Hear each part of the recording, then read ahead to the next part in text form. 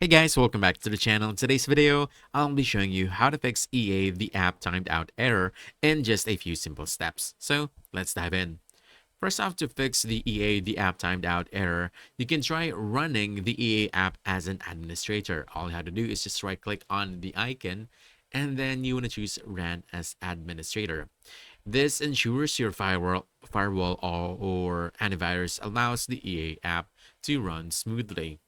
Also, what you can do is you can go ahead and try to uninstall the game. So all you have to do is just locate your game file from your computer and then uninstall this and then reinstall it again.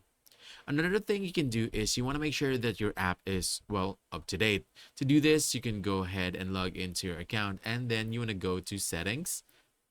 Then from here, you want to choose application and you want to make sure that this is ticked on so that your app will automatically install updates when they're available.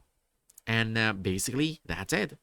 Now you know how to fix EA the app timed out error in just a few simple steps. So if you found this helpful, don't forget to hit that like button, subscribe for more quick guides, and I'll see you in the next one. Thanks.